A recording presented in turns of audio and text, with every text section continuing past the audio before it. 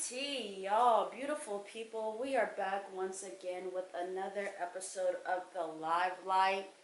I'm here with, man, I'm excited for this one, low key. I kind of like, just go ahead, introduce yourself. Ronnie, Dijon, just a regular nigga at the end of the day. I'm lying. I'm an artist, an author, producer, actor, whatever else you can do. I do anything I put my mind to. So yeah, long story short. Okay, Ronnie Dijon. Dijon. Dijon. The mustard, yeah. Is that your, how'd that come about? That's my first middle name. Oh, really? Yeah, my mom named me Dijon. You said your first middle name? My first name, middle name. Oh, okay, Yeah. middle name. Okay, that's cool. That's cool. When's your birthday? January 3rd. You're a Capricorn? Are you a Cap? No, I'm not. I'm a Gemini, but I'm just like, I was listening to your music and I'm just like, what? I was thinking it was a Gemini. Because it's just like, first of all, you give me like Kendrick vibes sometimes on some songs. And then like sometimes like your voice, I don't know what you do with it, but I don't know. I was thinking it was a Gemini because it was like creative genius on that shit. Thank you. Yeah. So, where are you from, Ronnie? Originally I'm from LA. Oh, I lived there for about like 13 years, and then after LA I moved to Fort Worth, Texas for 5 years. And what was the move? Like, have you always just done music, like in high school and stuff? Was it sports? Like, what was your thing? Nah, I actually, I stole my style from my mom's. Really? She was at church. She was always singing at church. And I don't know, for some reason, as I grew older, I just stole it. I was like, man, I love how she's tapping in and people are feeling anointed by her voice. And I just stole it. So, I got inspired by my mom and just did what she did. That's what's up. That's so cool. Yeah. That's beautiful. Shout out to moms. Shout out to moms. So you have what, like a church background, you say? Would you say that, like, has a big impact with, your music and whatnot that you make nowadays? No, it's not. As of nowadays, honestly, slow shit. I love some R&B. Yeah. I'm gonna listen to some slow stuff all day. Like, all the homies be like, Ronnie, only thing Ronnie like to get on is slow beats. And I like this because I love, if I could sing, I would really like sing to the max. I wouldn't even be trying to rap like this. But yeah, that's that. Like, that's where I get my influence from, in my homies. Mahogany 4 and Oh, yeah. everybody else that I work with. So that's where I get influence from. And, like, how long have you and Mahogany 4 been? Because, honestly, like, I've watched Mahogany 4, you know what I'm saying? And then I seen you perform at Friday Night Lights. Yeah. And I was just like, this is not the same guy in that group. You know what I'm saying? Like, and then I was thinking, like, okay, like, Quavo, he, like, breaks off, like, Migos. Yeah. Like, they do well with the Migos. And he does well, like, as a solo artist, too. Like, how are you able to, kind of balance that? Especially with making such great, like, your solo albums, you know what I'm saying? Like, how are you able to balance that? It's tough.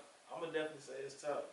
Cause one, it's like, when I'm doing my solo stuff, I'm 1000% me. Like, as a group, I feel like we kind of like mesh. It's kind of like team chemistry. Like, that player is going to do this, that player is going to do that, and then I'm going to do that, and then we're going to create Mahogany 4 with that. But when it's my solo stuff, it's like I can just be as creative as I want to, as possible. I can be me 1000%. Yeah. That makes sense. But it's tough because scheduling, and then I'm trying to like channel my mind into like my stuff and then our stuff. It's a challenge, but I love it though. So. Yeah. And how old are you? 26. 26. Yeah. 26. So. Really tapping in. This is the time where like Jay-Z and all of them started, what I'm First saying? album, Reasonable Doubt. 26. So, and I don't know, like, okay, coming from the East Coast to here, I'm just really glad that I met you. Because, just looking at Arizona culture, Arizona music, you know what I'm saying? Like, I don't know. Have you ever been to these, you have friends, artist friends from the East Coast, you have homies from the East Coast? I got one homie. He used to live in Arizona, now he lives in New York. His name is Izzy Mintz, or Israel now. But I went over there last year. I went to New York last year. That's what's up. How'd you like it? It was cold. Oh, yeah, you went there. I went there during October. It was cold. One thing I can say is New York made me appreciate LA way more. It's too crowded out there. Like, in New York or LA? In New York. Niggas in New York seem like they mean as hell. Like, I can't even have a conversation with strangers. And it's like, they're just so busy. That's what it is. They're just so busy trying to pay their bills. Like, people out there, they gotta, like, work 3-4 jobs, sometimes just to pay their rent. Like, that's why they just, when you go there, everybody's just on their Just phones on- or just on their headphones. You know, Yeah. just I felt it was cold when I went to. I didn't like it. I was like, I want to go. It was so fast paced. And the though. time goes by quick too. Yeah, it was like fast, and I was just like, I like that part, but all that cold stuff, like, I was like, you gotta get some long johns. I'm like, nobody told me before I got here though. Right. But I know you have an upcoming project. Mm-hmm. Tell us a little bit about that. It's called Pray Before You Sleep. This is actually the first. I'm lying. It's not gonna be the first project, but this is one of the projects where I tapped into like my inner emotions and stuff like that. Where it's just like it's okay for a man to have emotions and cry and shit like that. I got a track where I'm crying on there and stuff like that, and I dealt with. Well, this is the hardest time of my life. One of them. I don't know what the future gonna bring, but you know. 26. It made me stronger. That 8. You're in that 8 status now. 8 being, you know, like your power, your status, your finances. Like 26 is like, but I feel like you're handling it well. But go ahead. I'm sorry. Definitely. No, you're good. No, sorry. I definitely am. And at the end of the day, like the album's called "Pray Before You Sleep," and I want people to pray before they sleep. I don't care what religion you are, none of that. Just pray before you sleep. If you pray to the universe, whatever, there's a higher power than us. But I just want people to have that conscious awareness to be aware, like, okay, you know, there's blessings. You know, even though we go through these hardships, there's blessings that we can overcome and, you know, become our better self. So that's a long story short, like what I'm trying to present, and I mess around and like I believed in this project so much. I did like a documentary, like some extra stuff behind the scenes. I kind of forgot what it was. I'm like, but I did a documentary. I did like my own little interview, and then from there, I did like visuals and stuff like that. So I kind of like I made. I did better than what I did last project. I'm way more smarter now with my moves and I'm strategic about it. Yeah. So yeah. Like a plan, you know, you gotta plan, and I feel like, you know, if not just the previous day, you know, it's an opportunity when we wake up, you know, it's always like, okay, this is a day full of new opportunities to learn from what like I'm saying, like from yesterday, if not years ago, you know, that last project, that last album. Yeah. So like being 26, like I'm excited for you, Ronnie. Like I'm really excited for you. And then, okay, so when you performed at Friday Night Lights, your songs, was that from the recent project? I know some of them were probably. Yeah, the first two. Okay. Was that's going to be on the project, which was There was something deep because I had to stop recording because at first I was listening and I was like, okay, and I was watching the crowd and I've never seen you perform by yourself either, so I was just like, okay, like it's different. And that's why I was like, they're not ready. Did you hear me say that? I was like, they're not ready, bro. Like they're not ready. Like that first song, I'm excited. I'm so upset. I mean, shout out to Dom Root, but. Yeah. Man, make sure y'all go listening party. Tell us where we can like pull up on you for the listening party. I gotta check my phone to be honest. It's at my homegirl crib, Lothy's crib. Let me check. Ronnie don't remember nothing. I don't remember because I don't. You're like, let me check my phone. Let me check my phone for the address. The address is 1232 West Pierce Street, downtown Phoenix, Arizona. It's gonna be at my homegirl Lothy Lynn crib. And it starts from 7 and it's going to end whenever. But, you know, it's going to be a moment. It's going to be a moment in history. So, yeah, I feel like, you know, it's going to be a great project this year that's going to come out. And it's heavy. It's definitely heavy. You can't listen to it one time and be like, I know it. Yeah. You feel me? There's layers behind layers. And it took me 2 years to make this shit. Really?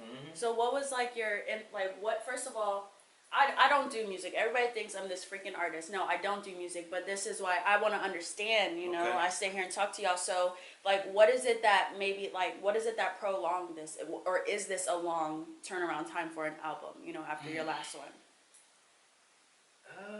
Or time really doesn't matter? Time really doesn't matter. Okay. But just for the simple fact of how we live in this, you know, instant, everybody wants a microwave generation, it's like you're taking forever. But it's just like, you know, you can't time when it comes to creating something. So I just legit took my time, I focused, I blocked everything out, and I sat in the studio, and I just released my stress, and released all the depression, my trauma that I went through. And it took 2 years.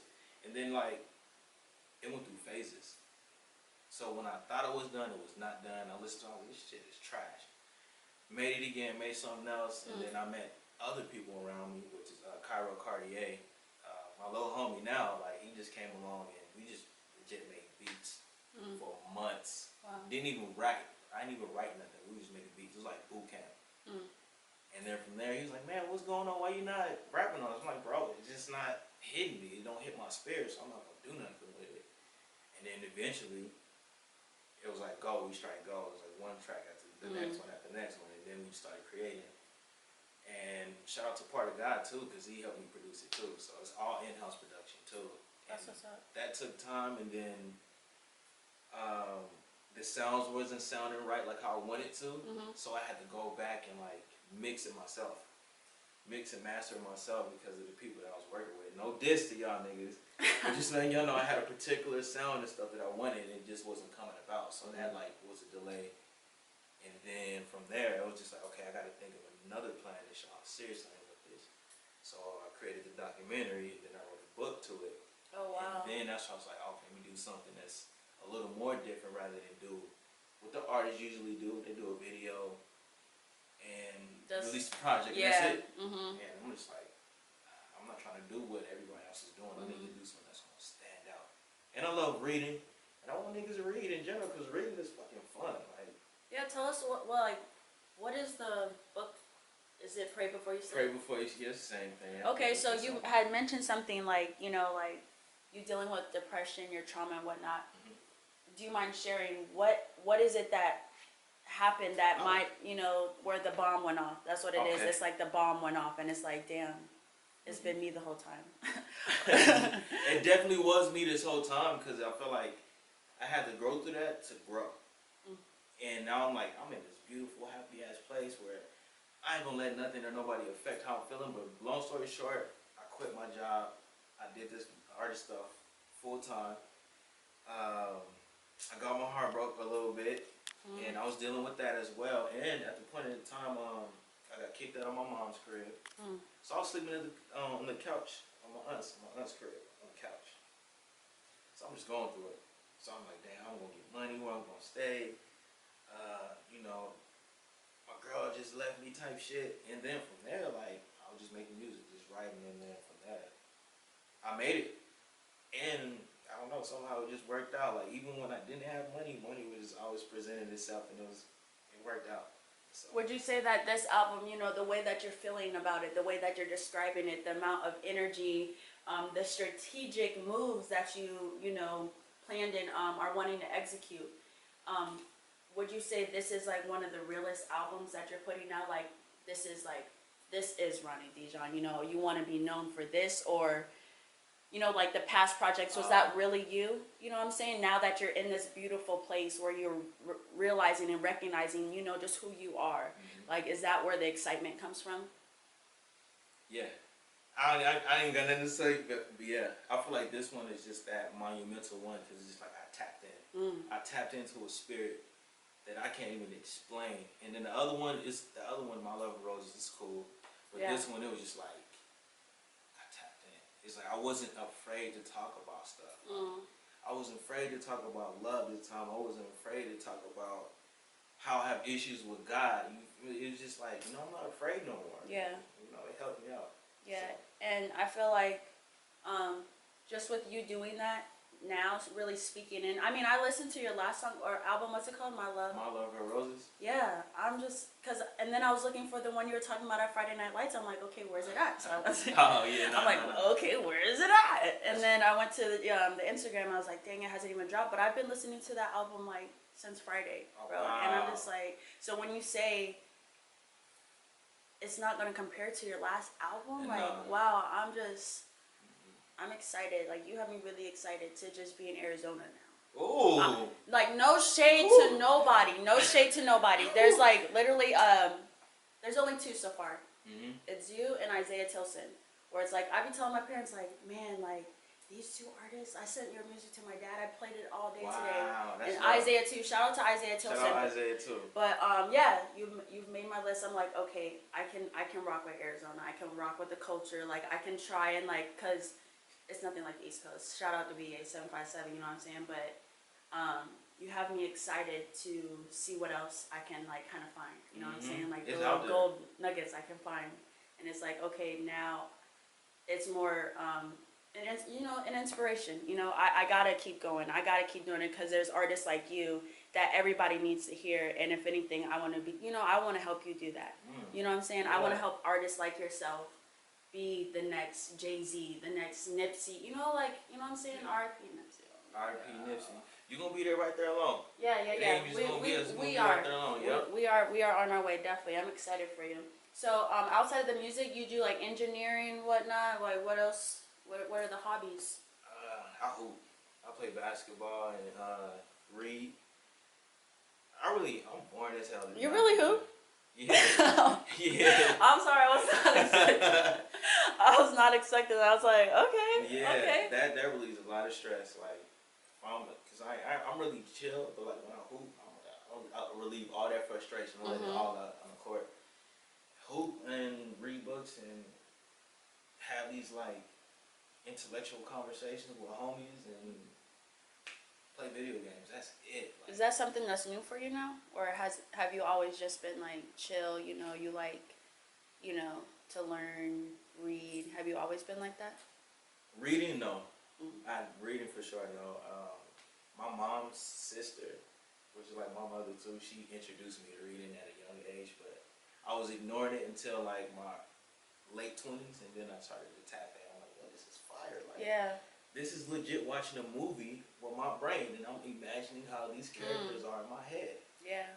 And from there, yeah, it was just that. But besides that, though, ain't much change. I still do the same thing. Like, you know, creatures of habit. Very true. Nah, ain't nothing else changed. I don't do nothing. I don't go to the clubs. Nah. I just people watching. Yeah. That's it. Observing. Yeah, that's it. Real I don't quiet. do nothing special. Yeah. You know, just a little emotional, but it's okay. Capricorns, you know, Capricorns. My sisters are Capricorn, so it's like, you know, just let them chill. Don't get them mad. You don't want to see that side. Oh, yeah. If you get them mad, I mean, if anything, you know, they care about you, but like, sometimes. Yeah, sometimes I would say. Capricorn's is cold as hell, though. No, for real. For real. No, for real. Like, what do you want to be remembered for? Oh, that's a great question. Honestly, I just want to be remembered for being that light for somebody. Just to be that spark. To inspire you to be your greater self. At the end of the day, that's what I want to be remembered for. Yeah. And, you know, that's it right there. Yeah. And if it's one person, I'm happy. You know, if it's millions, I'm happy. Either way it goes, that's what I'm really looking for. Yeah, every opportunity and every day I feel like we have that chance, you know. Just society sometimes. Like you don't have to wait to start making these changes either. Oh. You know, you don't have to wait to start saying, "Oh, thank you," or "Hey, I like this on you. I like your hat." You know, just little things like that. You know, it starts with that. You got to start somewhere. Yeah. So, I don't know. I'm just like, after this, hearing this, I'm just really, really excited now. I'm really excited to see, you know, I always say that there's a generation of people, you know, kind of waiting for you to speak your truth. And now that you're tapped in and you're willing to be, you know, take that step. And it's a courage thing, you know, fear, you know, no fear. You're fearless at this point. You know, you put it on a record, on an album, you know what I'm saying? You're promoting your truth. And once you do that, like, you're dangerous. You're powerful. You know what I'm saying? You've tapped in. You know that you're powerful beyond measures. Like, you know, it's beautiful. I'm excited to see where you go with this. Thank you. Yeah. I'm excited too. I don't even know where it's gonna go, but I'm excited. I'm like, too. the way you're talking about it, though, you know what I'm saying? I'm like, what? Like, and I just know personally, like, with, you know, I see it myself a lot in you too as well, just because, you know, how you explain you getting up to this point, 26, being a real rough year for you and whatnot. But I just see myself in you, my reflection, and I know, you know, how I came up and got out of it, and how I'm, you know, in that beautiful place you're referring to, that peace. So, man, I'm happy. I'm happy. Thank you. You know, to meet people, you know, those conversations, more intellectual conversations, Yeah. and not people looking at you crazy. Oh yeah. You know what I'm saying? Even if they do, oh well. Forget it, right? You know who you are at the end of the day. Exactly. It don't even matter, because there's weird people like Ronnie, you know, out there too. Exactly. There's They weirdos ain't out gonna there. move me. We just gonna keep moving forward. Keep going, right? Where can we find you at, Ronnie? Everywhere at Ronnie Dijon. And I got my own website, so you can go to Ooh. www.ronniedijon.com. Everything is Ronnie Dijon. Everything, literally. So, that's simple. I'm like, I know as you know, I always ended that. But like, go ahead and tell the people. You know, you've invested in yourself in regards to putting in more time, energy, thought, and planning into an album. You made it a documentary. You created a book. You know, you invested all of this energy, time, money into yourself. How important is it for artists to invest in themselves? You know, how like, you know what I'm saying? Because I feel like a lot of people, it's like we're in that microwave generation that you're talking about, where people just want that instant gratification. But it's like you gotta get dirty a little bit first. It ain't just gonna fall down. I mean, if you position, you know, the right way, chess moves, you know what I'm saying. But how important is it for people to invest in themselves? And how have you seen like the impact of you taking a little bit more time and effort to invest in yourself? What's the difference? I would say. Okay, that's a lot. I'm gonna answer all that. Right, unless I like to talk about this coffee. Oh, you perfect. It's fine. I think it's important to invest in yourself because if you look at it from a job standpoint, what does the job do? They buy the supplies and then they sell it, and then they sell it for cheap, and then they buy it for cheap and they sell it for more, and they flip that money, and then that's how they pay you guys. So I'm doing, you know, you got to do the same thing. You got to invest in yourself. You got to buy the product, and then you flip it. And then you stack that money up, and then you flip it again, and it's like you just invest in yourself over and over and over again. Same thing with the drug money. I was gonna say, y'all gotta be the smartest people out there. You would think. Some of them niggas be broke still. You would think, but it's the same thing. You put money in, you gotta put money in to get it out. You can't just expect like, oh yeah, this is gonna happen. I know you gotta invest in your motherfucking self, and then that money, it just comes back. I don't know how it just works that way. Just like when I had the books, like I got the book money, and I was like, okay, this is how much I gotta pay for it. And then like within like 3-4 days, I got the money back. Wow. I got it twice. Awesome. And I'm just like, oh shit, okay, this is how this is gonna work. But invest in yourself, it doesn't necessarily even mean money. You can invest in yourself at the time. You can invest yourself in learning something, or even finding somebody who knows more than what you know in your field and pick their brains and stuff like that. Or even go on Google and YouTube and find research. So investing doesn't always necessarily mean money.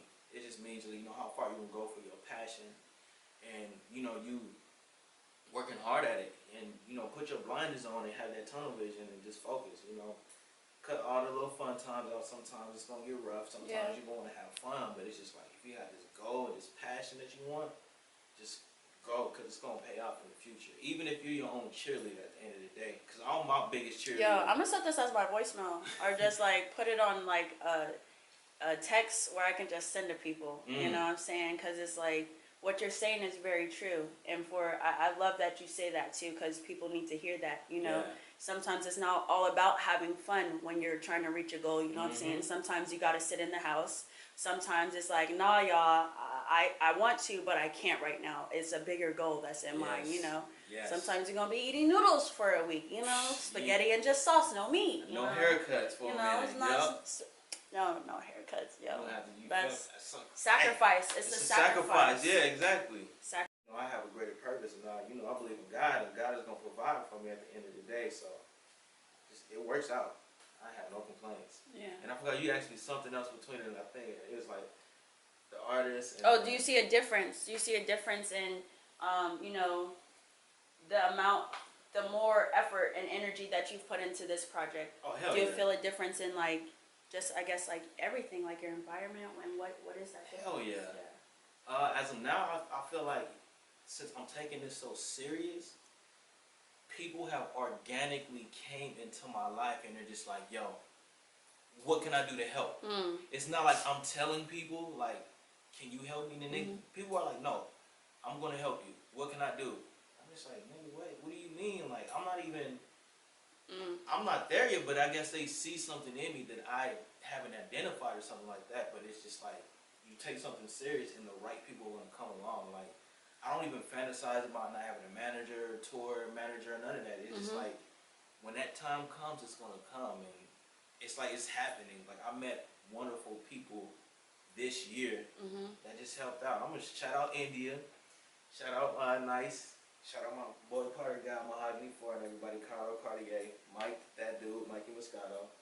And shit, if I miss y'all, I still love y'all though. But yeah, you know, I feel like thank you guys for being that, you know, that special I'm saying it all wrong. Thank you guys for being that piece that I needed in my life because we all going to inspire each other at the end of the day. And shout out Bree, you are the fucking plug. Shout out Bree, you are the Shout out fucking Bree. plug. No, that's beautiful. That's beautiful. It's just keep like just keep speaking your truth. Mm-hmm. Keep being grateful. You know what I'm saying? Showing that gratitude to those people that you're meeting, because that's what's going to continue to, like, we're all energy. You know what I'm saying? We're all giving out this frequency, this energy, and if anything, you're when you tapped in, when you stated you're tapping into this spirit that you don't even know what's going on. It's just like that frequency you're tapping in. That's what's attracting these beautiful experiences, the beautiful people. So you just continue to do what you're doing, like speak your truth, speak your mind. You know what I'm saying? Continue to inspire and just continue to show that gratitude and being grateful. Like, I feel like you have a very genuine energy and a very genuine spirit, and it just shows. It just shows. So just keep doing that, and bro, Thank you. no stopping us. Appreciate it. No Not stopping at all. us. You already know. Yeah, but yeah, Ronnie, it's been great. Thank you. So glad I got this opportunity. Put it in the books. But we are out. Another episode of the Live Light. Yeah.